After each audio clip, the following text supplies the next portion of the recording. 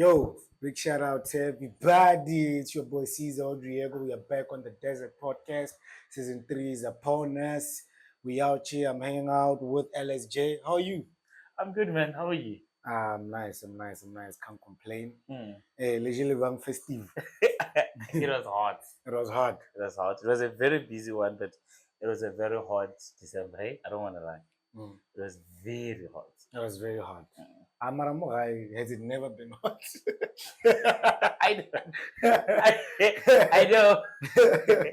I can say go try a little screw. You get used to it. Then what am I? Then what? Oh, what happened? Then with Thomas. So I try live. I try live. Yeah, it's not that easy. It's not. It's not, no? Yeah. Belly in December. Before the actual holidays, I had few projects that I was working on. I got it. Because you're gonna give us the juice. What's that doing? What we usually do on this show is we do a build up of the story of who LSJ is, where you come from. So let's start with your childhood. Where did you grow up? I grew up here in Limpopo, Moroke R37. I was born in Mecklenburg Hospital. Yes, and then I left, and then I went to Coetzee Primary School. It's in Ikwezi. What's in Livermang? Yo, man. Yo, yes, I just realized I was thinking about age. Yeah. And then I went to St. Thomas grade 8 and grade 9. Then when I was supposed to do grade 10. Okay.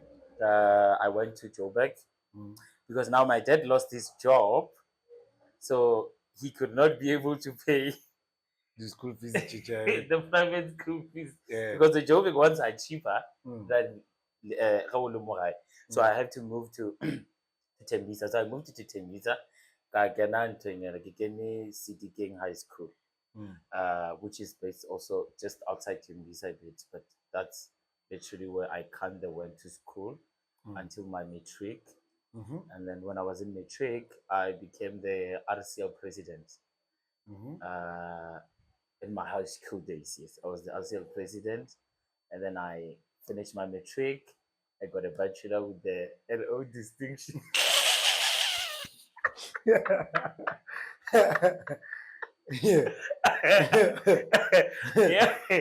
Yeah, I got a B with an LO distinction. And yeah, so I decided, I was not sure what I wanted to do, but when you're in high school, it becomes the only thing that they'll teach. I'm not sure about now, but the only thing they'll keep on telling you is the best way for you to secure your future, you need to be in varsity.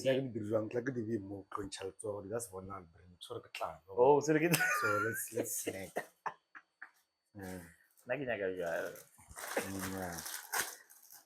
So if you want to snack, this is where we at. No problem.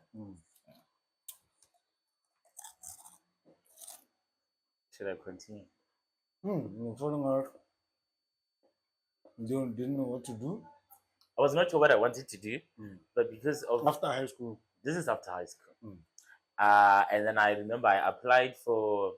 Now you're moving too fast. I'm moving too fast. So, so primary, you left grade 10. That's when you left for Josie. Yes. So you can say you spent most of your childhood in Burgersfort. Yeah, most of my childhood was in Burgersfort. How many siblings do you have? What kind of a home did you grow up in? There's 4 siblings. Yeah, I have both parents. They're still both alive. Grateful for that.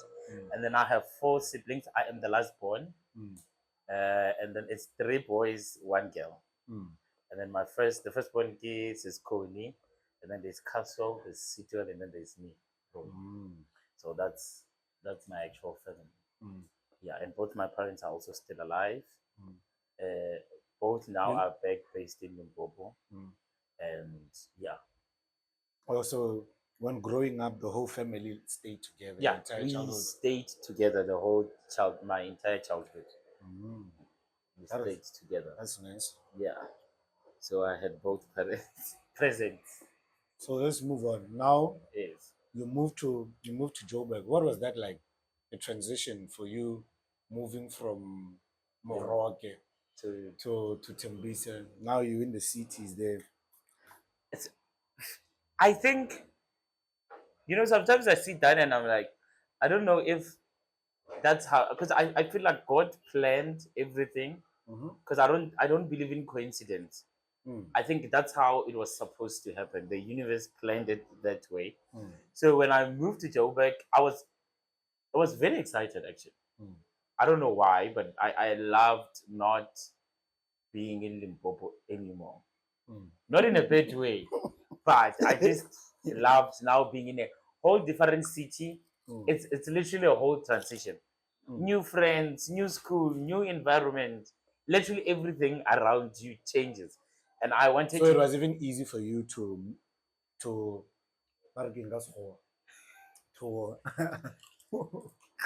to get in the new environment. It wasn't difficult for you. It really wasn't, hey. I think here was the best strategy that I took. Remember Gita Limpopo, and I wouldn't say I got a dominant language or a tribe in Johannesburg. It's Zulu, right? And the minute you don't even know Zulu, people start disrespecting you.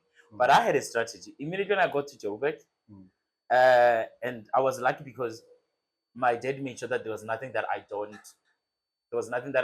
I was short of, especially when it comes to my school journey. So the first thing that I did there, I approached everyone in English. So I was known to be that kid who speaks English all the time. Oh, you were smart about it. You're like, I.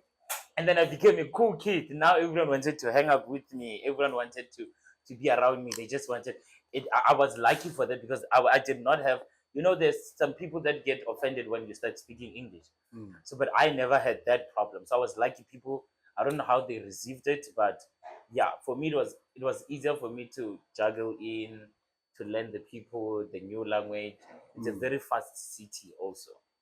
So it was, yeah, for me it was kind of easy, if I must say so. So are you still friends with any of the friends that you had in high school? Let's say. Some I I still have. It's literally 2 or 3 now, because I just feel like we don't speak the same language anymore. I always want to be in a room where there's gonna be growth. I'm gonna sit with people, and then we're gonna be talking about what should happen in the next 6 months, what should happen the next year, and I just feel like they were more relaxed, and which is fine. You were growing and they were not. Yes, I was growing differently. We were growing, I would say, I feel like all of us, we were growing, but it was opposite journeys. And our journeys could not really click because we don't really we don't speak the same language. Like, if I sit down with some of them, which I did try, and I've just realized probably like different things, what I don't want to talk about. I just don't see the necessity of talking about certain things where I am and the age that I have now.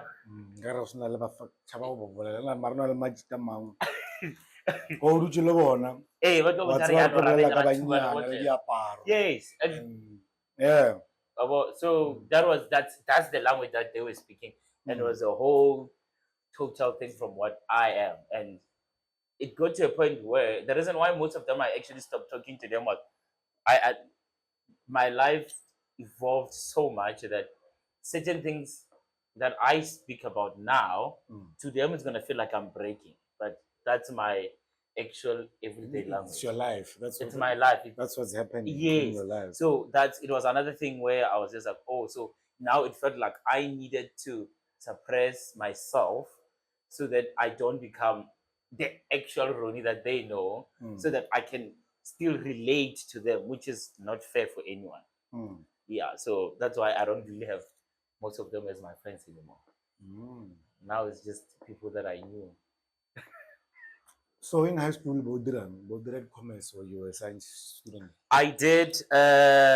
So in Joburg, we don't just have a science stream and commerce. Chemistry. We had also history. So instead of doing physics, I took. So you had a thing of you can actually do accounting and life science. I did that. Yes, so we had that. So what I did was like I needed to pass. First thing was I had to the mission there was to pass, and I need to be in varsity, and my dream varsity was to be at UJ, because also I didn't want to put too much pressure on myself. I didn't want to be your vet, so I took maths and history. So I did not take physics. I feel like it was just going to be too much pressure writing physics, and now you have to write left side, and then there's a mathematics also. So I decided to take history instead of to take the other ones. Yeah, now can I lay serious thyroid?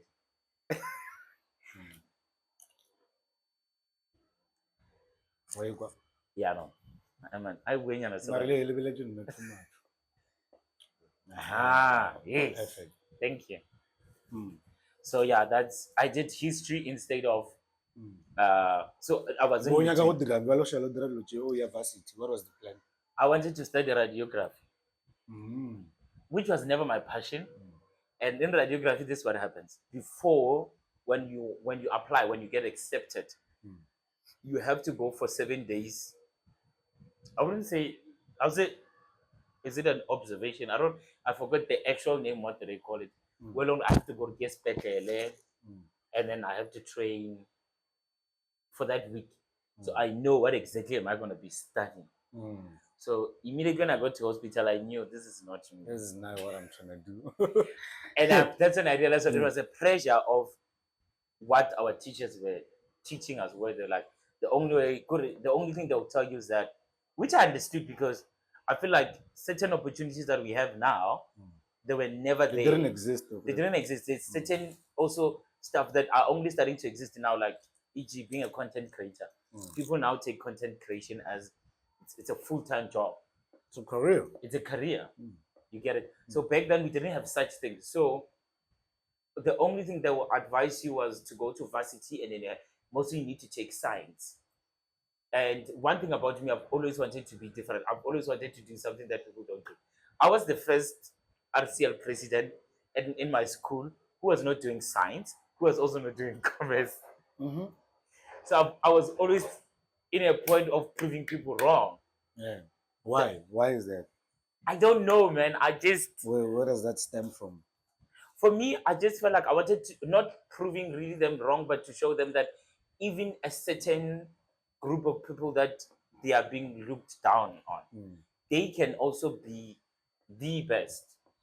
They can wake up tomorrow and then be what you guys can be proud of.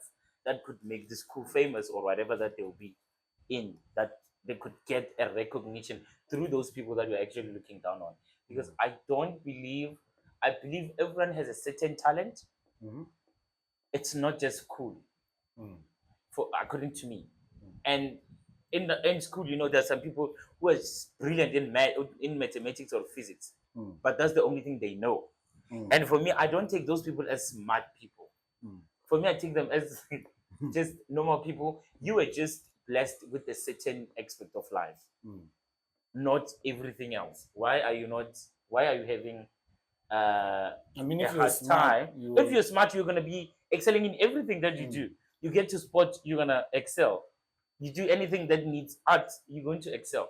You get to maths, you're going to excel. So, but immediately when that was made, or someone who they're not smart. A lot of people that are good at maths and science, they're socially awkward, very awkward, not artistic at all. A lot of them, and then they...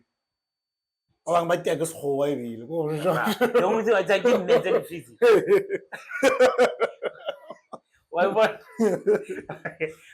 How's that being smart? Yeah, exactly. Yeah, because it was the thing is, remember, it was, I wouldn't say it's Lawrenson to say I wouldn't say it wouldn't. No, I'm not gonna say that word. But what I would say is, hey, I never don't trend. Nah, speak your truth. Speak your truth. No, I'm not sure if it's the right way to say it. I'll help you say it. Okay. I would. It's for me. Uh, I think I wouldn't know if it's a doctorate of how we've been It's programming. You've been programmed, conditioned to believe. yes, conditioned to believe. If you know maths and science, you are a top student. Yes, you're the smartest. Because that's what the world needs. But we also forget that still the world needs a mate. The world needs a constructor. The world need we still need someone who does hard labor, because you're not gonna build your house being a scientist. You can't literally build your own house. Somebody has to do the work. Somebody has to do it for you. So that's why I'm like, if someone is smart, for me, I just feel like people are average. There are smart kids, but I feel like it's not everyone. It's rare. It's few. Everyone has. I wouldn't say they're smart. They're gifted. They are gifted. They have certain abilities. Thank you. Because being smart is a whole different. It's a whole different thing. Yeah. When we're talking about being smart, it's something else. It's something else. Yeah. So that's. I think that's to answer your question for me. So you didn't do radiography then? This one happened. Personal metric, I had the AP score that they needed 23, I had 28. And then I got there, they said there's no space. Shit. So, and then that's why I'm like, I believe so much in the universe and what universe offers people. I feel like there's no such thing as coincidence. So I did not study that. And then now, because I'm frustrated, now this means I never had my second thing was LLB. Fashion was never in anywhere of how I wanted to start off my career or be here. It was never part of that at all. So I wanted to do LLB, and then I decided, no, I feel like I'm going to be studying too much. I don't like studying that much. It's not for me. Then I went to Rosebank College. Then I studied IT. Yeah. Why? I don't know. Bruh, you don't know. So let me tell something about me. When I plan something or when I plan a project, I vision it if it is. But I never saw myself wearing a tie every day going to an office. But I studied IT. And I did some research. I did IT networking. So I knew it. Either I wanted to work at Bytes Technology or MTN or SABC. But SABC was my first love because my dad worked at SABC. And one thing I loved about SABC was I'll go every day around 3. And luckily my school and my dad's office were opposite at Auckland Park. Yeah, my campus was in Auckland Park. Just that before they moved it all of it to Brandfontein. There was a Brandfontein campus which was dealing with business, economics, and all that. And then there was an Auckland Park.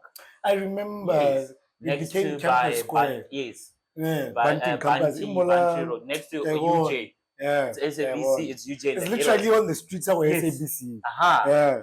So whenever I was there, I'll go have lunch with my dad sometimes. And also I loved going there around 2. So generation people, back the real generation. No offense. The SNE generation. Yeah, SNE communication generation. They were shooting between 2 and 10. So everyone started arriving at 1:30 and 2. So I love going there that time. I know I'm gonna see Karabo Morocco, not Connie Figures. We didn't know Connie Figures. It's Bakarab. Now it's Bakarab. Yeah. Libo Arch. So they will arrive around that time. And I kinda loved seeing them all the time. It was, but one thing I loved most for me was not one thing I loved. One thing I knew was whatever that I'm going to do, I'm going to be famous for it, or I'm going to be very well known for whatever that I'm going to study. But I did not see it in IT. How am I going to be famous in IT? Yeah. I don't see myself inventing a computer that can talk or whatever. Yeah. So that's that's how I got to study IT. That was something that just came out of nowhere. And when I looked at the thing, there was no math. And I think that's why the reason why I actually took it. Let's go. God, I did not know. Going to find zeros and ones. It was that. So that's how I studied IT. So you did IT with I did my my 4 year. I have my national diploma in IT. I finished networking. The only thing that I did not do was I was supposed to do as the 6 months internship.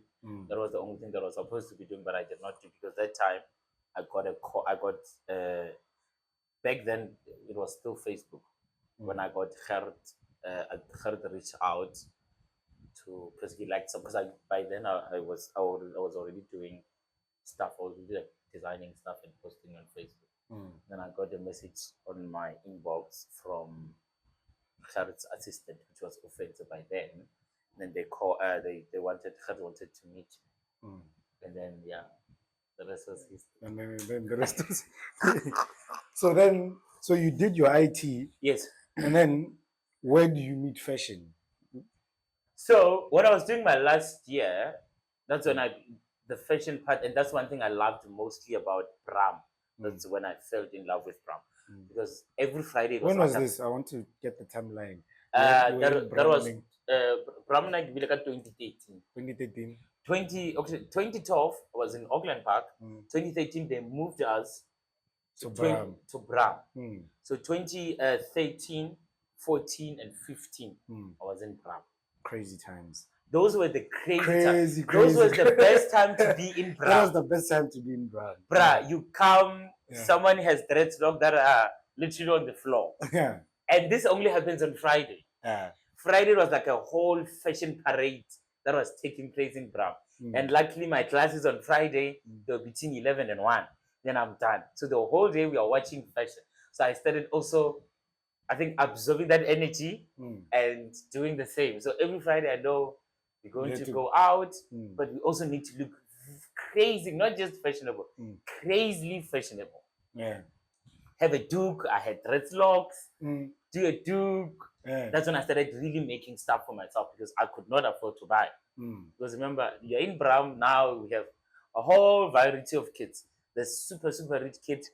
There was a friend of mine who was so rich in the family that he had a driver to school. And if the driver doesn't bring him to school, he uses Gautrain.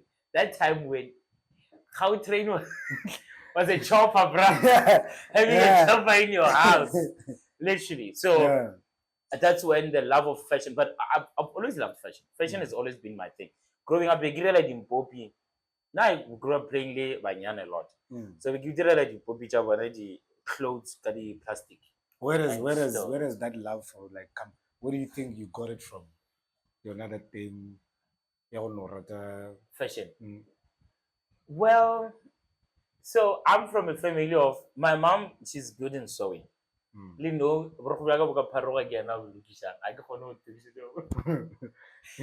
my aunt was professionally was she was a seamstress, but I would say she was a fashion designer. Just that because of her times that she grew up in, fashion was not something that you would consider. So that's when I've actually learned a lot about Goroka around. So it was around you in a way. Yes, in a way, it was always Mashila around me. Yeah. So then, when you finished your IT, you're still in the city. I'm still in the city, and this is the funny part.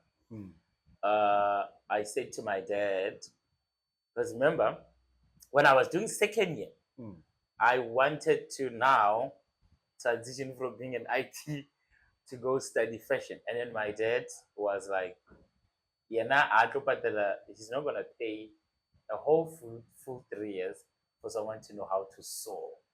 Because that's what he knew. You get it? Shit, yeah. So when I finished with my IT, I said to him, I need 6 months to prove to him that this fashion can be a career. And I don't know how I got that. And then me saying that, that's when 3 days later, that's when I got this DM inbox. It was not a DM by then. It was an inbox. I got an inbox from Gert's team that Gert wants to meet me. He loves some of the stuff that I did. So when you were at Rosebank doing IT, this is when you started designing your own things. Yes, that's Where do you learn how to actual design? My aunt gave me a machine. So I always had a machine. So what she did was she also taught me what is a pattern. Because I think the most important part about fashion designing is a pattern. Once you know the basic part of the pattern, anything else is easy. As long as you got to how am I going to do the sleeve? How am I going to do the neck? And then how am I going to be able to do the side? Then you are done. So they taught you that. Then you work from there. You put your skills from okay. I feel like okay, this t-shirt, what if Kenya got a hole? So which means that means I just need to extend than from where my size is. So you knew before you left home. This is before I left home. But I was never took it serious until then, which I was forced because I can't be able to buy clothes to keep up with the rich kids. I want to get the link from IT into fashion. So is it because now you're in Joburg, you're hanging around designers, you're seeing people fashion every day, and then you're like, I like that. And then that's when also Tepo the jean maker was was coming up. And then I was like, oh my god, this guy just makes jeans. I wish he could have made it like this, like this, like that. So I also started following that. And then there was a guy, that guy used Mashangani bags in Paris, but it was from South Africa. And then that's when the skinny socks also came. So that's when I started following those people a lot because I just wanted to know how did they do it. Because I knew in fashion, whatever that I'm going to be doing fashion, I'm going to work with famous people. That was something that I knew. I wouldn't say I never compromised, but I think God was literally telling me about it every day. You're not just going to be a fashion designer. You're going to be a famous fashion designer. You're going to be a celebrity fashion designer. Yeah. So I've always knew that when I'm going to start working as a fashion designer, these are the people that I need to follow because we started seeing them on TV.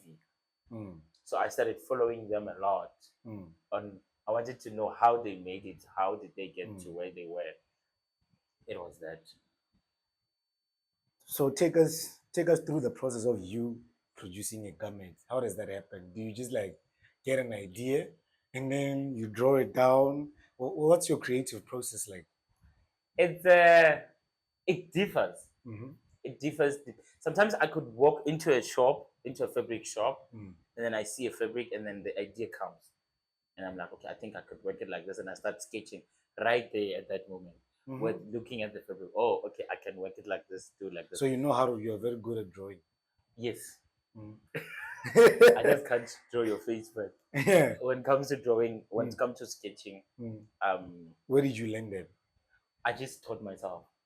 Especially on, you see, one thing about people that are sleeping, we are sleeping on YouTube. I feel like now people are starting to get to know YouTube now based on the podcast, like now, such things. But YouTube has so many varieties of things that you can learn. I've learned sketching from YouTube. So that's how I've learned to sketch. You learn from YouTube. Yes. So you like then from the sketch you take the fabric, you get to your house and then you rakata, and then but also this is the best part of it is, let me say, if I'm going to make a dress, I take one dress that is existing, because remember, everything we make is a replicate of something. There's nothing new under the sun. There's nothing new. So what I do is like I would take 3 dresses, different dresses, and then try to make one from it. So that's where my creative thinking come from. Oh, so remix type of collage type of vibes. Yes, we can get this shirt, then have another one in a jacket, and how can we make this one thing? And what fabric is gonna work? And but also then remember, the aim is to, I always say, the most important part, it's attention to detail. The smallest part of whatever you're making should be noticeable. So how can I notice that? That's how I decide on taking 3 shirts, and then you decide to make 1 shirt from that. So now, what does your mom say now that you see you're in the city now? You told me what your dad said, alright. Uncle. So then, I have the most coolest mom. uh-huh. My mom just agrees with whatever that I want to do. Trust me, if it was just hair alone, I wouldn't even study IT. I think I would have left the IT and then do the maybe I would have had a qualification in fashion because I didn't study fashion at all. My mom is the coolest mom. I just think she really believed that I could make it, and all she did was pray for me. And yeah. Do you think it's important to go to fashion school to have that qualification? I think it is because remember, they don't just teach you on how to sew; they even teach you the business side of fashion. Because I even had to, after when I started my own thing, that's when I actually went to I went back to Rosebank. I had a certificate in business management, and which still it's not based on fashion. So in the fashion, it's literally a whole book of fashion. You're having a whole book at the back of your head where you know the fashion. There's a fashion business. There's a fashion water. So you have a tip of everything. So when you get into the industry, it's easier for you to stand. Baba. Because back then I didn't even know. Okay, if I make money, I have to pay myself, and this is how I'm supposed to be doing it. This is how I'm gonna know I'm making a profit.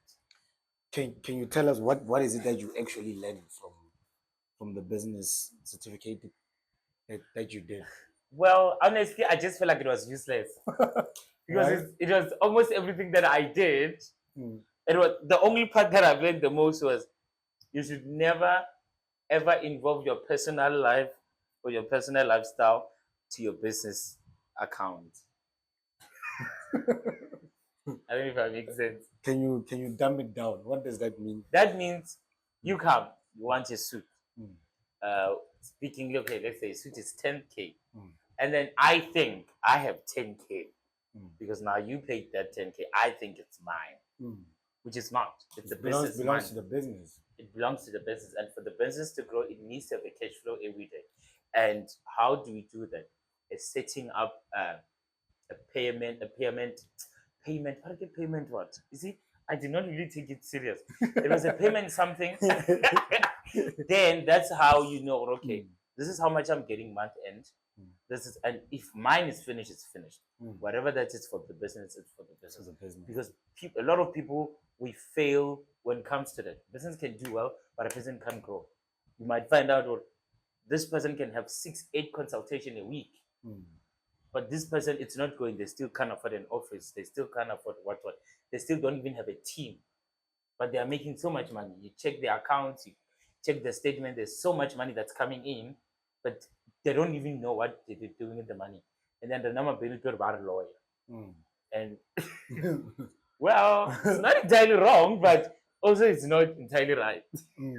So yeah, I think that's another important part where you should never mix your personal lifestyle to your business account. Okay. Did I answer the question? Yeah. So that's what you took from there. Yes, literally. So then, how do you come up with a brand? How do you the name? Yeah. The name. So this part that I forgot. When I was in Tembisa, I was the first person to invent Tembisa Fashion Week. Fashion Week. Yes. Oh, woman. And then in the Fashion Week, I met a lady, Aba Morena. I think you know V Power. V Power. Morena. Don't you know Morena? He's a construction guru. He had a wedding. The first wedding in Limpopo that was on top billing. Awesome. Yes. In 2016, 17, 18. When was Taba Mishati made? The wedding was in Taba Mishati. Around that time. 17. I think they got married in 2017. Vincent Morena. Yeah, so I met this. Okay, I knew them because we were going to the same church. So I met the lady through this because I wanted them to sponsor or invest in the Tembisa Fashion Week. So that when I met them, and that was when I finished school. That's when I met Gert, and I just felt like it's gonna be easier to work around it. When I met this couple, that was so they played such a vital role in my career. Like literally, it was. I was of. I would say I was so blessed with an opportunity where it actually gave me at least 10 steps ahead. Instead of me grinding from those steps, What did they do? I moved from boop, da.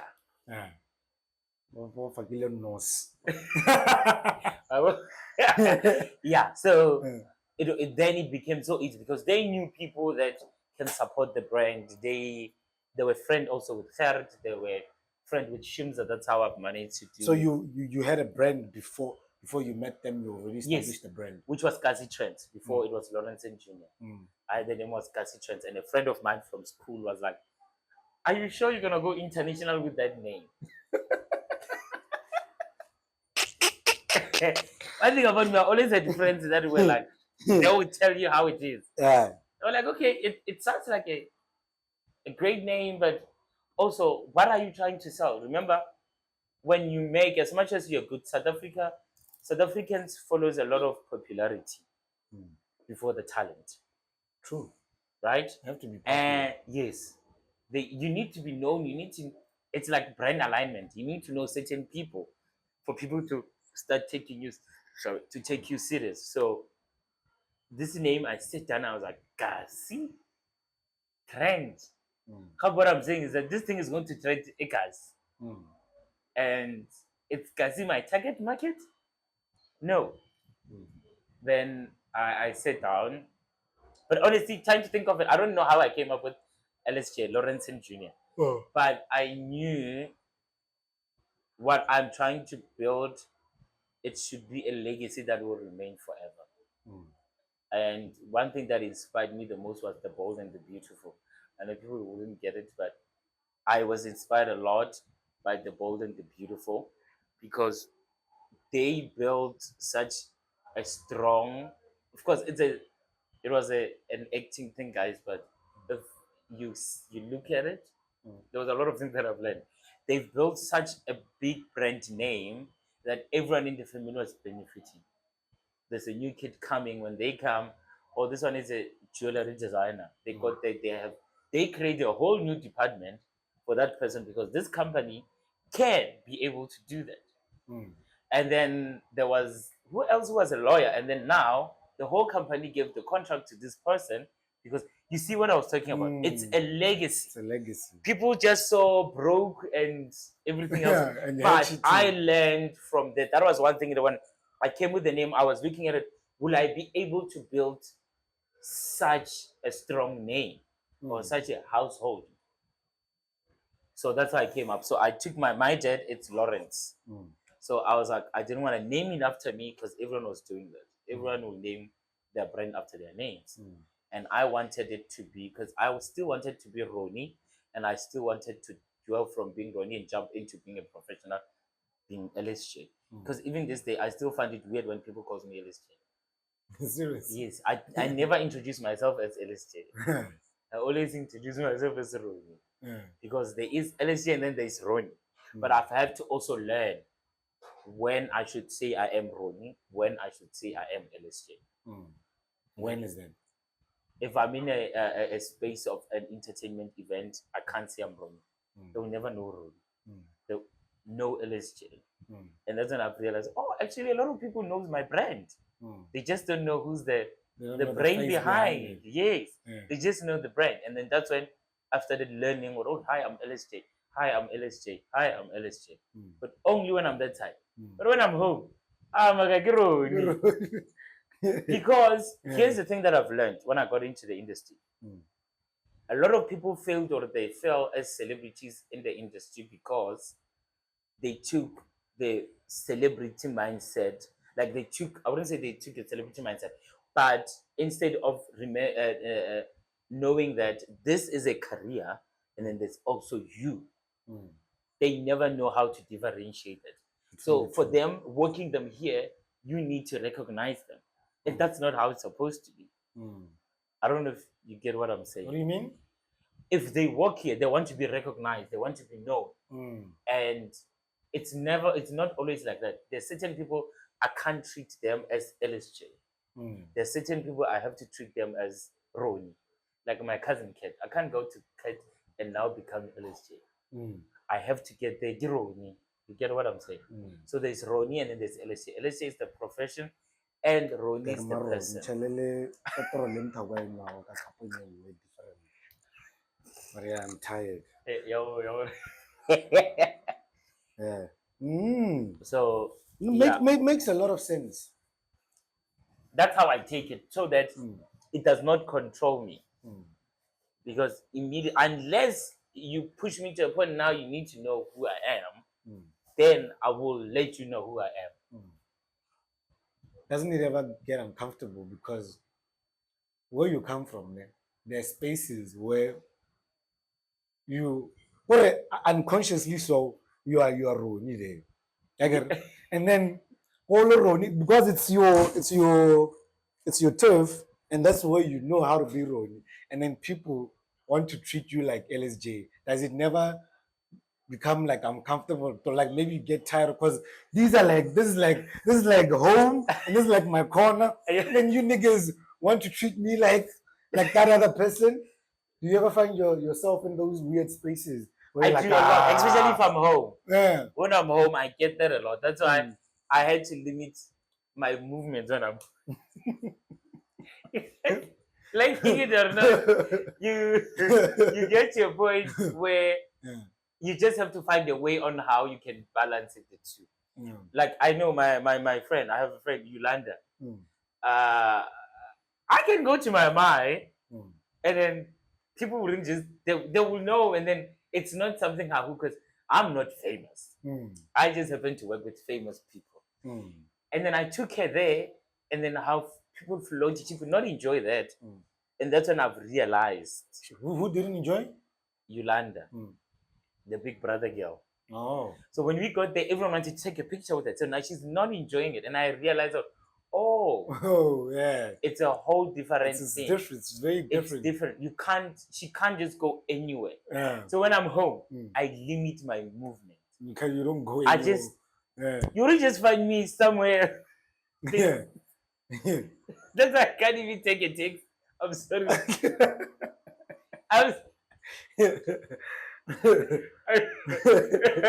Not in a bad way. Yeah. I hated taxis from the longest time. But I'm not saying I wouldn't take a taxi, but I also wouldn't. Yeah. I would rather sleep. I'd rather do that. But that's what I'm like. I knew how to limit my movements. So Kat is your cousin? Kat is my cousin. So why was he doing us like that yesterday? Yeah. Why did you say about this morning? And I'm like, oh my god. I'm asking myself, I agree with you, like nigga, talk like, can you check him out? Because I know you guys are friends. I mean, he wears a lot of your stuff. So definitely you know him very well. So please, you deal with it because I'm just tired. I didn't know he was your cousin. He is my cousin. He is my cousin. All right. So that's how I do it. I always limit my movement when I'm home. But when you are in those spaces, well, how does it usually, what do you do? Do you just allow them to, you give them the chance to treat you as LSJ, or maybe sometimes you get out of it like for a couple of minutes and then leave? What usually happens? So what I do, I think it's, remember, it's very uncomfortable. It is very uncomfortable.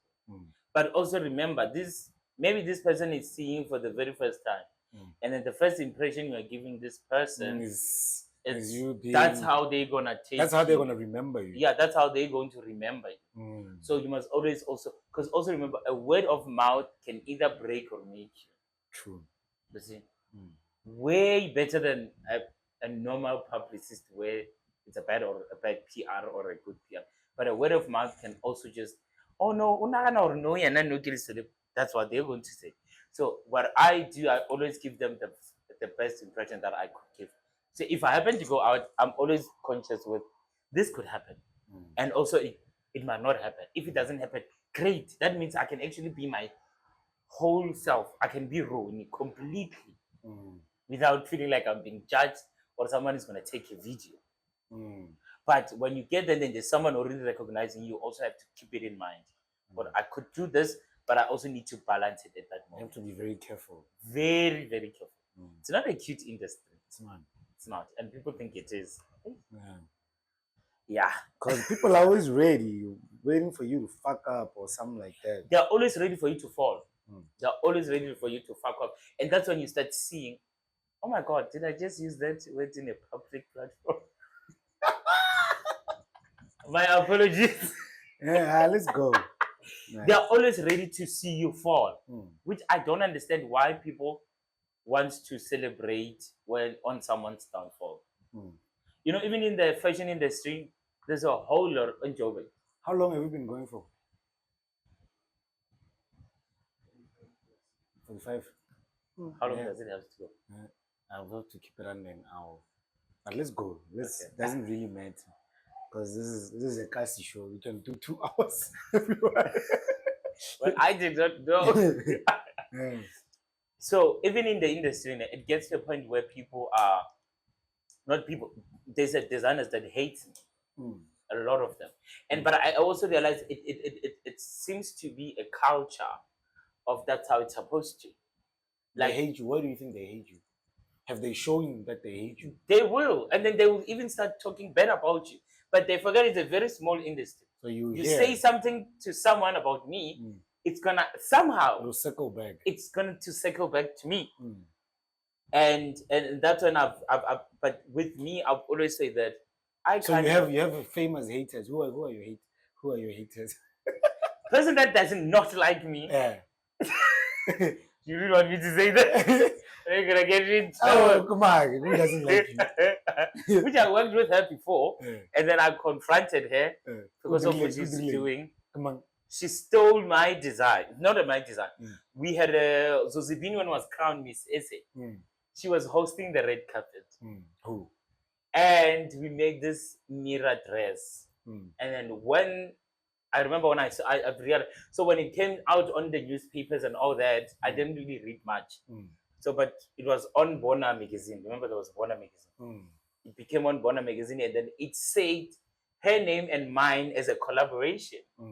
And I'm like, it was not a collaboration. This was not a collab. It was my work. It was my work. I gave you the dress because of, PR. That I was gonna get from this. And then when I did that, now she doesn't really like me. And what did you do? You went and told her. Yeah, I told her. And I was like, dude, lady, I need you to understand something that I always say this. I remember there was a time where I was even telling, when I started working with Makhadzi, I was telling the manager that Makhadzi is not the only star that I work with. Every day there's a famous person who's gonna call me. There's someone very influential who's gonna call me for a certain outfit. Don't think I'm moved by working with her. I'm not. She's a client. She's a client. Yeah. Just like the other bunch of people that are coming. So I always had that in me, that never think you're making me a favor. Even when someone comes to buy stuff, I always tell them, don't come with the mentality of you're going to support. Come with the mentality because of what I'm doing. I'm good in what I know. I'm extremely good in what I do. That's why you come to me. Come with that mentality. Don't come with the mentality of I'm going to support LSJ. It never works with me. So I went there with that, and then she was like, but you know who I am? I said, but you knew me somehow. That's why you reached out. So they reached out to you. She did. Yeah. What was your first big client? My first big client was Nozilanga, which was known as Glenda from Skin Sam. And from there... Can you give us a rundown of, like, you want to give us, because I was watching your bio, there's like, you listed like all your big clients from like 2019, everyone you work with. We want the story. It's going to be a long episode. But damn it. We want the story for every biggest client or collaboration we did. We want to know how it happened, how it came about. Okay. Yeah. We started with Nozilanga. So, okay, tell us about, let's start at the beginning. So you say you met Gert. So you just send a DM, Loved the work. Loved my work. I went there. Then you had a meeting. We had a meeting about what I do. Did I study? And then they started being like they're not really interested. So how I really got to work with him, it was through this lady, Abba Morena, the one I was telling you about. She did her wedding gown there. So she was going to collect another dress for Devon July. And then when we went there, it was not even an interview. Got them like, oh, it's you again. Yeah. So we had to pretend that she's my sister. Mind you, remember, Gert is a businessman. He's like anything else. So if you go to hire one of your biggest clients, younger brother, of course, this lady's going to come a lot to you. It's like, I don't know, trying to steal baby, whatever. I don't know how to put it. Trying to leverage also. Yes. So that's how I actually got to work with Gert. When I got to Gert, because I think that was the first time ever in my whole life I have to be in the same room with someone that famous, and it's only me and my sister. She is my sister. And then that was my ever first time. And then the first client, I wouldn't say my client, but the first celebrity. So what did you guys do? You and your sister ended up convincing him. No. We didn't even have to go for him because he already knew what I do and my work. So and seeing the affiliation. Yeah, the affiliation. She's like, oh. Because also he saw me at the wedding, and because he came to Tabamshat. He was like, hi, Ronnie, is that you? Yes, because he has a very sharp mind. He doesn't forget people. I don't know how he does it. He doesn't forget people. So when he saw them, and then when we go there, it was easier. After that, he just told the PAs that Ronnie's going to start his internship next month on the 2nd of. I remember the Monday was going to be on the 2nd. And that's when I was going to study my fashion career. Actually, my fashion career started there. Yeah, there was no interview. What was it like? But that was everything for me. I knew that was the only. I remember there was a time I was sitting on my mirror doing my introspection. I said, Ronnie, this is it. If you fuck this one up, there's no other way. And I knew it was going to be such a big step ladder for me to become a recognizable designer. So yeah. And I made sure I used that platform. I used it. He was even on my, for the longest time, I just changed it. It was there. Gert's former intern. Yes. Gert's former intern. And also people started trusting you because of that. They believed that you are good because of how good he was. You see, brain alignment. That's why it's very important. So that's how I also managed to. But now I removed him. I don't need that anymore. I don't even mention him. Okay, so and then so after Gert, what happens? I started also doing the fashion on my side because I'll go to Gert Monday to Friday.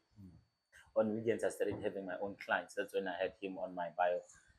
Before it was just Gert's intern, like that. And then people started coming, and then I started dressing. 2018, I decided to start my own thing. And he said to me when I was telling him I'm leaving, because I got to a point where I would even do consultation for him. What are consultations in fashion? Just you sitting down with the client, knowing what the client wants, designing what the client wants, and literally the whole process of making a dress or a suit. And my first client at Gert was Bonang. What? Yes, that was the first time I met Bonang. And that's when I knew my ego was too big, and I'm very proudful because I didn't even ask a picture. I did not even. You were not moved. I was inside. I wanted to scream like a baby. But I could not do it. I knew I was here to work. And also because this is a strategy I'm always telling people: if you want to work with those people, never act like a fan. Then they will take you serious. The minute you become a fan, you are a fan. And become a fan, and then that's it. And then there's not whatever you're gonna say for them, it's gonna come because it's a fan. Sound corny. Yes. So because even these days, Bonang still knows me. Like I will walk into a venue where there's an event. She will literally walk to me and greet me. You know how powerful that is. So because of the impression that I gave it the first time when she met me, I got there, I did my job, and I did it very well. It was when she was going to launch her book the first time. The first book that did not go well because of errors that the were grammar. This the suit. I'm the one who did that suit. I'm the one who did the fittings and all that. Why didn't you help her? You should have read a book and say, like, sis, look, she's remember that time I'm still under someone. Yeah. I'm working under someone and I can't really can't put your fingers where yes. No. You see, I just do your work. There was still a lot to learn. Yeah. Because I don't want to lie. I feel like going to Gert was the best fashion school for me because now I learned everything on how to make things. Also, a bit of the fashion business side on how to treat clients, on how clients, when they walk into your studio, it must not look like you need their money. It must look like you are guys on this. Like you see such things. The face of the brand, how you present yourself, because that's how also you're gonna make the money. If I can't just come and then I'm in a mukuku and then I say no, the dress is 50,000. One thing they're gonna feel like it's trying to get it's going to get rich through me. They must walk in and then they must see, oh, okay, it's worth it. Even when they walk into you, when they sit down with you, they must already know what's your worth. It's about to go down. Yes. I'm not saying I'm charging 50,000, but I'm just giving an example. How much are you charging? It depends. On what? The design, how long it's gonna take. What's the most you've charged? The dress, 115,000. 115. Yeah, it was a wedding gown. What? Took us 7 months to make. 115K for a dress? Yeah. For who? It was this lady. I can't say her name. No, I'll say this Daniela. She was a color. She was getting married to Victor. Victor was a Nigerian man. 115. That's crazy. Okay. When she got there, her budget was actually 150,000. 150. That was the biggest dress I've ever sold. Yeah, and my first ever dress. That was. What did you blow it on? I bought new machines. I renovated my labor studio, and I did fat freezing. You did what? I did. Fat freezing. Yeah. I remember some of the money I used it to make fat freezing. I did fat freezing. Anyway, that's a story for another day. But yeah, mostly I reinvested it back to the business. To the company. Yes. How do you get a client that has 150K budget? Bro, I don't know. They just come. They just come. Like, not to, but if I tell you the clients that I always get are people with like it's proper your public figures, not this claiming celebrities. Public figures. So after Gert, you met Bobonang, then who was the next big client you worked with? Zonke Dikana. Zonke. So Zonke Dikana, her late PR and manager, Zongezo. I remember I was from church, it was Sunday. He texted me, hi, Zonke wants to see you for 2018 Evergreen show that happened in Carnival City. And then I went to a house. Oh, and this is Zonke Dikana. And remember, by then I just knew her song. When he said Dikan, I had to Google to be sure. Yeah, no Zonke. I remember like Zonke. Yeah. Feelings girl, yes, that's it. And then she was the second biggest client that I've ever worked with. And she was so amazing. And we worked on the show. I took over the whole wardrobe. I was supposed to make 2 staff, but she was so impressed that she wanted me to literally take control of the wardrobe. So I took control of the whole Evergreen wardrobe. So it was just the text. They just hit you up. Like, yeah, one. Yes. That's when you're going to realize the network is your net worth. Because if I'm being honest, from there, a lot of people were coming. It was referrals. It was mouth to mouth conversations. No, try this guy. Do this. But the biggest thing that I also did, I became friends with famous stylists. I make sure that I became friends with stylists that are very famous. Not that famous, but they know the right people. And my biggest thing was to work on TV production because that's where the money is also at. So what I did was I make sure I met this lady. She was a head wardrobe for Cheddar Pictures, the one that did the River, which that was my third biggest client that I had because I had to now start working with Cheddar a lot, which even now I still do. That's how I started getting into TV production because my biggest dream is to literally just work on TV production. That's what I want. That's what you want. More than just working with. I feel like with celebrities, I've worked with everyone that I needed to work with. Yeah, you've done your roast. I've done it, and I just need something else. But to be honest, from the word go, when I learned about TV production, because I do my research with a lot of things. My biggest thing was to wake up every morning and I see my clothes on TV. That's what I actually wanted, rather than going to post Lerato Kganyao in custom LSJ. But when I wake up every day, it's gonna be someone on TV wearing an LSJ custom made. That was my biggest dream. And when I got there, that's when I knew I'm actually now on the right side of the journey. So after Zonge, then who? It was the River. The River, yo. And then I worked with the Legacy. Worked with directly Showmax, a lot of Showmax shows. And then shows? On Showmax we did the 365 days. The River on the Showmax. I worked with the Queen also. And then I worked on the Legacy. That? Legacy. The Legacy. Yeah, remember the Legacy. And from there we moved to Netflix. I worked with young African and famous from season 1. Even the season that's coming, I was still part of it. Designing. Yes, I worked with that. What's your favorite thing that you did in the show that's still coming? So that when they see it, they're like, hey, that's him. that's that. I can say it out now because it's when they advertised it, they showed it was doing a dress for Gifilo Mabut. For? Gifilo Mabut. Oh, Gifilo. Such a fun lady to work with. Not, you know when someone knows what they want? And if you get that, because I think the most people, we think these other people are difficult. They are difficult because they don't know what they want. So, but if you have someone like her, she knew what she wanted and how she wanted and how she wants to look. And she give you specific, okay, my waist is small. I mean, I paid a lot of money for this waist.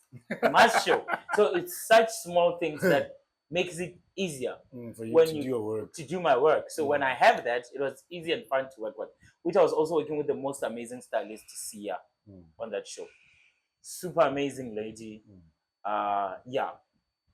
And then we did How to Ruin Christmas. Season 1 and season 2. What? Yes.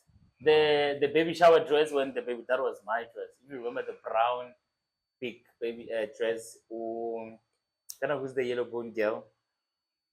Tando. Yeah. She was wearing, that was me. Even there's a whole lot of things. Wow. Yeah, I remember. Yeah. And then on the River, working with Lindy were amazing.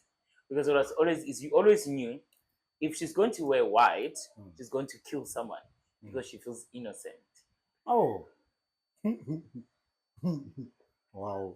Yeah, so it was working with TV is fun. I don't want to lie. Working on TV productions is very fun because you happen now to see the vision of what they're trying to put on screen until it comes on screen. Like how it starts, how do we get there, and then you can see. So that's why you get into a shooting in a scene. There's hundreds. There's over 20, 30 people, but every one of them has a specific job to do. That's when you start to realize, oh, now, TV production is crazy. It's crazy, and people don't know that. It's extremely crazy. And the people you meet there is almost like like you see, and yeah. So for me, yeah, TV production actually, I'd say it's the highlight of my career so far. And then Makhadzi, how do you end up working with Makhadzi? Oh wow! I met Makhadzi. She was still on open mic, and my friend, who is her manager now, Maputi Perez. I love that lady so much. That's my friend. So I would say I met Makhadzi through my friend, but Makhadzi already knew my work when she was still working with Bushiru, because we worked together on the summer dress on 20, not last year, the one that was in Sun City when I went to accept Chai Makaima's award. That year, that's when I started working. That's when she started recognizing me. I was called. Someone was supposed to do her performance outfit. They did. I don't know. They didn't do what happened, and then they say I must do something. And I was leaving the following day to Sun City, and then I'm like, "This is Makhadzi. You have to cook. You have to make it work. We are not sleeping today. We are making an outfit for Makhadzi. So we made 2 outfits. She didn't end up wearing the one for the performance, but she ended up wearing the one to receive an award. And she loved it so much that she even did all the interviews with it. And then that's how I really met Makhadzi. And then, but from there, it was a word of my friend just reminding her. And then I started going to her house, meeting her, and then I started making stuff for her. Another lady that was not difficult on other parts of the life, but I'm not keen to work with her again. Who? Makhadzi. Wait. We're fine. Like, you know, you get to a point. Tell us, give us the juice. Why? No, we're not doing it. One day you'll know. One day you'll know. You'll tell us. One day, but I'm burning because of this thing. Yeah, fish. Yeah, big girl. So yeah, that's when I started actually working with her. So you did her last main show. Yes. One man show in December. Yeah, the one that just happened now, and I haven't got paid. Even this day. We're going on an ad break. I'm being honest. I'm being honest. Why? But why? But where's the money? No, let's not. Only money that we want. Let's not dwell into it. But all I can tell you that even this day, I haven't got paid. It's even now we are even going to the legal route. It's then unfortunate because I really loved her and I'm a fan of her music and I love seeing her grow. Yes, I am. And I loved how she's growing, but we grow and then people start having egos and people start thinking they're making you a favor. And I think that's where they are wrong. That's what I was saying, where when someone comes saying they are here because they have to support you and don't come with that mentality. Me, the minute you think you're doing me a favor, let's drop it. Don't worry. I can do so well without you coming to my studio for 3 years and I'm still gonna be LSJ and I'm still growing. And it's an unfortunate that you're gonna see my work because it's everywhere. Liking it or not, you're going to hear my name because of the kind of work that I put in and I know where I'm supposed to be, not because of one person. And I think that's one thing that I've learned the most. The biggest highlights in the 7 years of my career was knowing the person that you think it's going to elevate you is actually not that one. You get it? And it's going to take more than just one person to put you out there. So okay, yeah. Let's chill for a bit. We've been too serious. Yeah. Yeah. Let's play a little bit of Smash and Pass food edition. Mold your tongue. Mold. Yes. I love mold. Mold. Too much. Where can I take this? McD's or Steers? McD's. Yes. Over Steers. Have you had the chicken fold over? Yeah, that's the only thing. I love it. I don't like spicy, right? Yeah. Spicy one. I'm not a fan of Steers. I would have it if I feel like I really need What that about burgers? They're beef burgers. burger. No, I don't eat burger from Makhadzi. I only have the chicken fold over or their egg thinking in the morning. Yeah, the breakfast and the McDonald's, the eggs are proper. Yes, proper. Wimpy or McDonald's for breakfast. Have you had Wimpy breakfast? Wimpy is too salty. It's too salty. Anything that has to I'm not a salt person. I don't eat uncooked salt to start with. I don't put salt in my eggs. Most of my food that I cook, I don't really put salt. Why? I've never really been a fan of salt and onion. So I'm onion. not. Yeah. How do you cook without when onion? I cook, we chop it like there's nothing. You chop it. I can literally pick it out if it's big. Wow. I can never chow it. That came out so wrong. But yes, I don't. Onion and salt. It's not. It's not my thing. Are you a fan of ribs, pork ribs? Yes. Oh, I love. Who makes the best pork ribs in South Africa? Wait, no, there's a lot. Oh, but have you been to Wing Republic? Have you had Wing Republic's ribs? Yeah, I have. Right? I think they make the best. There was also, but there's a new spot in Polokwane around that container bar. Have you been there? No, I'm not really familiar with Polokwane. Whenever I do Polokwane, it's like how I normally did Cape Town. There was a time of my 2018, 2019. I did a lot of Cape Town, and it was mostly in and out. I had a lot of weight. So Polokwane is always like that. Even when we did the one-man show, I traveled that morning. We left the following day. So I'm not really familiar with it. But also there's another place, but it's closed down in Bryanston. It was not far from my place. It was called the White House. It also had the best drinks. Okay. Pepsi or Coke? Coca-Cola? Nah, I don't like any of those. I don't like fizzy drinks. You don't like fizzy drinks? What's your go-to relaxation drink? I would prefer the Woolies juice, the 100%, the tropical juice. I love that. And then I also love their, not the lychee one. What is that other one? There's an orange and carrot. That's also my favorite. Because I also love, if I don't look after my body, I can become take a leg. I can get to take a leg. Like even now, I've gained so much weight that I was like, I need to do something immediately when I get to Joburg. So that's one thing that I don't like fizzy drinks. Now, for real, because first time I met you, I was not. I was skinny, very, very skinny.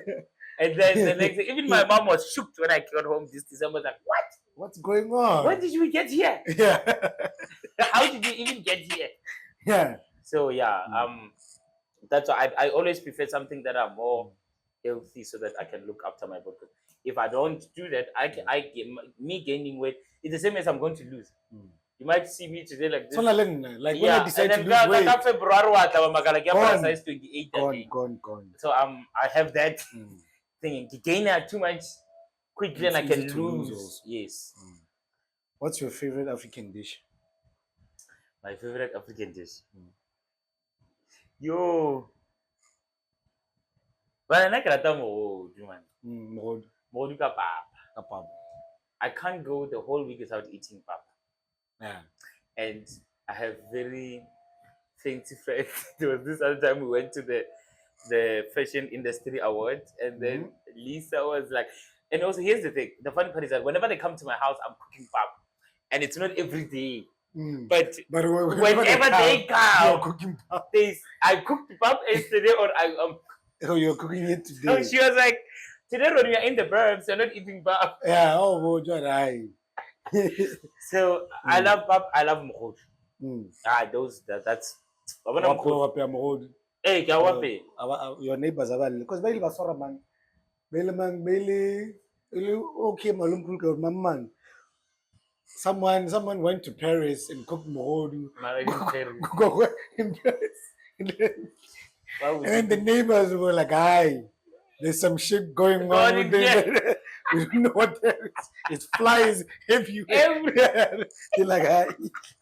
I remember it was a South African celebrity. I forgot who it was. No, Yeah. Mori is nice. It's very nice. Mori is nice and hard. What about Namakro? No, I'm not a fan of Namasho. You're not a fan. I do eat but also because of maybe the people I'll be with, but I'm not a fan. Mm. Okay. Let's get back to the business. So what are you doing? What are we doing this year? It's a new year. It's 2025. So you know what I normally do? I don't. I do a mood board every year, but I haven't done it this. I feel like last year was something else. Last year, my highlight for last year was dressing, starting to work with, which I think is something that I'm going to be focusing more with it. Starting to work with the Deputy Minister of Arts and Culture, Peace Mabe. The biggest one was starting to work with Princess Sikanyiso. That's King Musadi's eldest daughter and her mom. Sikanyiso isn't the hot one. The eldest one has a lot. How many days? These are my clients. These are my bread and butter. Please, let's respect these people. It's a royalty. Sikanyiso is the one. She was. There's this one that used to rap. Yes, that's her. That's her. That's her. She's the eldest. She's the eldest. Such a beautiful, so she's amazing. Yeah, and she does not tell her I said hi. No, I won't. She's married. She's married. She does not give you "I am a princess" until when you see all her protocols and all the bodyguards and that's like, oh yes, but you know, being honest, she is relatable. Okay. So that was that. And then this year, I never announced what I'm going to do. You guys will just see what's coming. Just give us a hint. There's an alcohol brand that I'll be working with. We've been working on this idea for a very long time. And then I'll be also finishing up my fashion documentary, an LSJ fashion documentary. It's going to be on Showmax. We are still in talks with TV production. Or you want Netflix? Showmax are your guys. You work. Try to get it on Showmax or Netflix. If you worked with Netflix, I've worked with both. So which one would you try to get it on Netflix? You know what's the problem with Netflix? Not this. It's not a problem, but remember, it's a whole big international household that they work with agencies, and then we get fucked up by the agencies. Unless you get straight to the what's this couch? Amsterdam. Yes, Amsterdam. Because remember, that's where it is. Their headquarters are in Amsterdam. Unless now you are in talks with those people, then that's when you can get a great deal. Great deal. But for now, because they work with agencies, the agencies are always ready to want to take 95% of your hard work. You see, so that's another problem with working with Netflix. No, but that would be a dream. Imagine having your work or your project being on Netflix. What the alcohol brand? What are you doing? Are you doing an ad? No, we're not doing an ad. We're doing a whole fashion, a whole collection with also a very renowned DJ. I can't mention the name yet. I will put the pieces together. Alcohol brand with DJ with the DJ. I don't think you're gonna get it, but anyway, good luck. Yeah. Okay. Now, if people want to see your work or hit you up, what do they do? I'm on all social media platforms: Instagram, Facebook, and Twitter, and TikTok _LSJ Designs. And we also have a website where you can. We'll be also now introducing our new high-end for men, ready to wear, and women. That will be also on our website. It's gonna be ready by the 2nd of February. Yeah. That's fine. So people order online. Yeah, And people it gets order delivered online to your door. and it gets delivered to your door. Okay. I'll also be collaborating with two, but I can mention this. I'll be working with the Resin, Caesar Alakai, known Caesar Alakai now, but known as Resin, my very good friend. And I'll be also working with but who's this girl? Davi, former Miss SA. Who? Davi. Oh. Remember? Ibile Zozibini, Ibile Shuju, Ibile Davi. Yes, after them. Since then, Because I just okay. No, let me not say anything. My problem, I have too many opinions. Let me not say. But Zozibini, remember, was the longest Miss Universe, and the first ever black woman who became Miss Universe with short hair. Zozi. And besides that, I just think she had this grace, man. She had this grace of just doing it so right because she's so smart. She's very smart and she understood PR and marketing, and that's what she studied. And I think immediately, if you can nail the PR, you are done. But I like another Shudu. They're doing so well, even like after so many years. We don't even remember who was there before them. You see? They were even this. I don't know the Miss Essay this year. And I have been given opportunities to dress them, but I just never did it.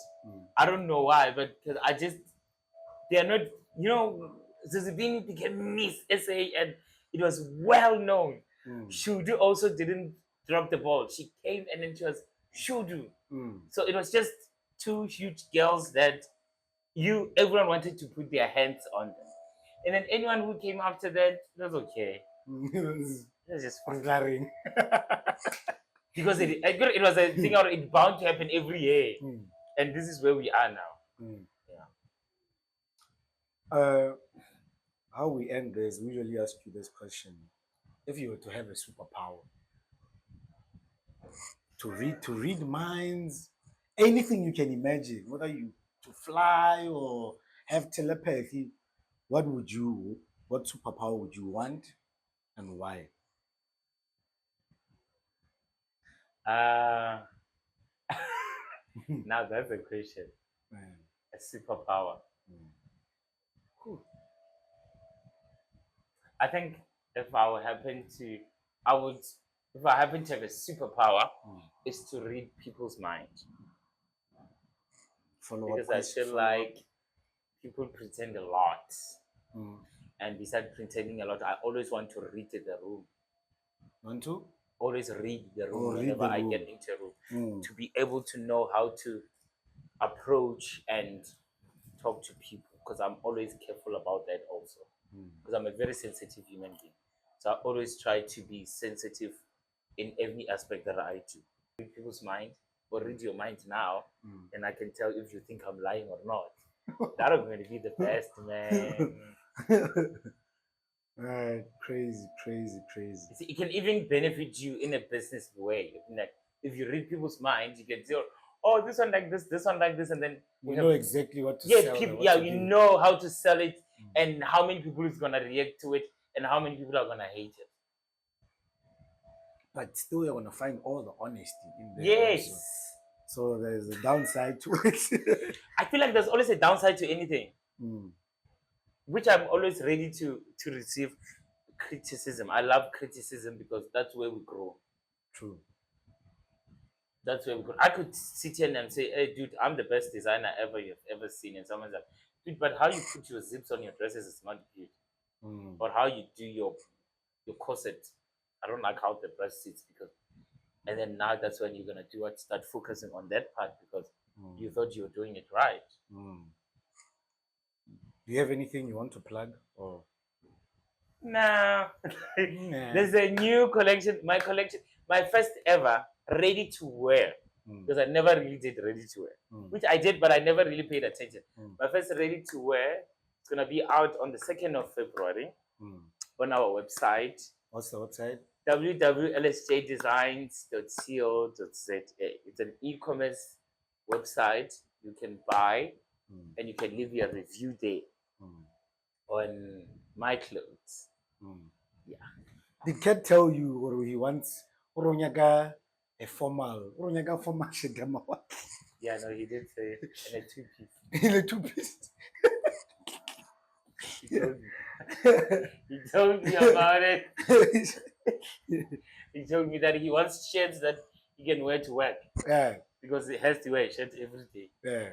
Which I think it's such a beautiful opportunity, business opportunity that you should also look into. Yeah.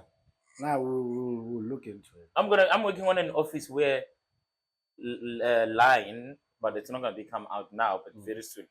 Because also it's another market that people haven't really tapped into. That you must also try to look into it. So imagine now having a whole Standard Bank team, the whole South African Standard Bank, you the one that has to be doing all their clothes. Their uniform. That's money. That's money, though. You can make just one shirt for whole South Africa. We buy a G-Wagon and live in Stain City tomorrow.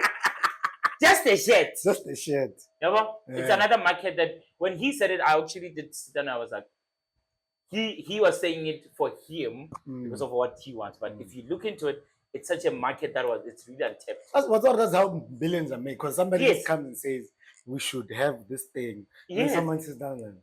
Because remember, as an entrepreneur, what's your job? Is to find solutions to your problem. Solutions to the problem. These people don't know how to dress. But they have money. There's money in the corporate. But they don't know how to dress. So if you go there and then you do that for them, trust me, tomorrow you're going to be a billionaire. Morgan won't do anything. No, I really... Yeah, no. I'm just saying. We shall look into it. Yeah, Mawatle Apparel, we out here. Mawatle Pure Water, coming to you soon also. We out here at Kanya Vision Studios. Big shout out for your photography and video needs. This is where we are. Imravis 2 from Global. This is where the studio is at. We are signing out. This is Caesar Odriego. Dang is out. Go stream Dang is out on every platform. Yeah. Peace. Peace. Yes.